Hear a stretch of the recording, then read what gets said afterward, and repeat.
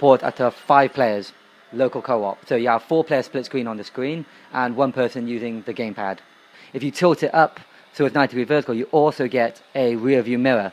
So then you can see, if you hold it up against the screen, you can see who's behind you and in front of you at the same time.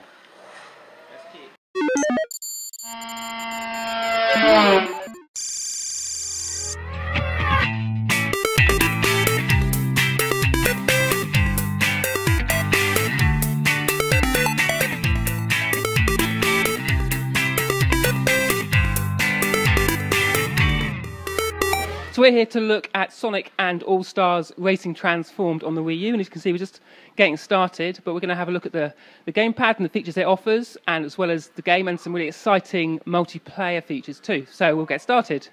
So maybe if you could just give us a quick introduction to Sonic All-Star Racing. Cool, so this is Sonic All-Stars Racing Transformed on the Wii U. It's a launch title, so it's coming out on the 30th of November and features a host of brand new features exclusive to the Wii U. So it'll be coming out on all formats, so Wii, PS3, 360. It's not coming out on Wii, it's coming out on PlayStation 3, Xbox 360 on the 16th. As mentioned, the Wii U on the 30th of November, and it's coming to the 3DS and Vita sometime in the near future, but unfortunately there's no confirmed date. For the single player, we have basically 4 different game types. Single race, time attack, Grand Prix, and World Tour.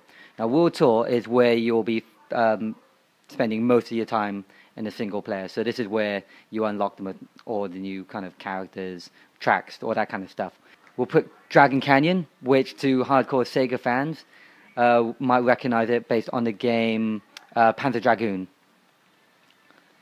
So at this stage, is the Wii version 360 PS3 the same as what we've seen so far? Pretty much. I mean, the core game for all the home consoles is identical. The Wii U version has the benefit of obviously being on the gamepad, has a lot more unique features and functions, especially when it comes to multiplayer. So we'll see some of those shortly. Yes, definitely. So you'll notice on the screen that each character has their own specific level. So they all start at level 1. The more you use them, the more experience they obtain, and then they'll all upgrade in levels, which unlocks modifiers, which, if we look at Sonic as an example, you can see his basic standard stats, and then with the modifiers, they will change basically how he handled. This is just giving us a preview of the level, is it? Yeah. It gives you a little flyby of seeing what to expect through the whole level. So if you... First thing I noticed there, you've got sound coming out of the gamepad as well as the screen. Yep, definitely. So you can get your own car or motorbike, airplane sound effect coming through the gamepad, along with other features that are specific for the gamepad. So if you can see, you've got your map that kind of shows you, obviously, like where you are on the track in relation to other players and the racing grid. If you tilt it up so it's 90-degree vertical, you also get a rear view mirror. Nice. So then you can see, if you hold it up against the screen, you can see who's behind you and in front of you at the same time. And so you're steering with the control sticks? Yes. The game does feature motion controls. It does use the gamepad motion control, so you can steer by tilting and twisting off the ground. Whenever you jump into the air, you can use the right stick to perform tricks. It's very simple. So it's either just left to right to roll, left and right, up and down, do forward and backward somersaults. And if you successfully pull off a trick, when you land, you'll get a speed boost. And the longer you are in the air, the more opportunities you have to do multiple tricks, and then they'll stack. So the more tricks you do, the bigger your speed boost is when you land. Oops. And does it help if you're dropping behind? Does it do the sort of rubber banding so that slower players get caught up quicker, or does it just keep things the same? It does have an element of rubber banding, but it's not as profound as in some other, what you kind of expect from a kart racing game. So the weapons are all balanced in a way that there are no blue shell equivalents, no lightning bolt equivalent either.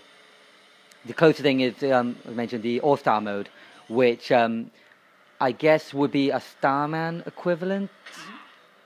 And so if you want to play multiple players, could you do that on one console? You can, yes. On the Wii U version, support up to 5 players, local co-op. So you have 4-player split screen on the screen and 1 person using the gamepad. Yeah, nice. That's nice to have that extra player. Cool. Pretty much all modes in the game feature local co-op or local multiplayer in some way, shape, or form. There are obviously specific multiplayer modes, but for example, for straight races, and even most of the single-player stuff like the Grand Prix can be done locally in multiplayer as well. And so, as you're playing multiplayer, are you also leveling up your characters? Each player doing that? Yes, totally. Then, so does that save back onto the main game, or does each player have a different profile? No, all on one profile. So each character will level up regardless of who's controlling them and regardless of how well they do in the race. So win or lose, you'll always get experience. Obviously, you'll get more the better you do. Pretty much. So for a family, maybe looking at what games they're going to get for Christmas, what would you say the Sonic Racing game has over maybe Mario Kart?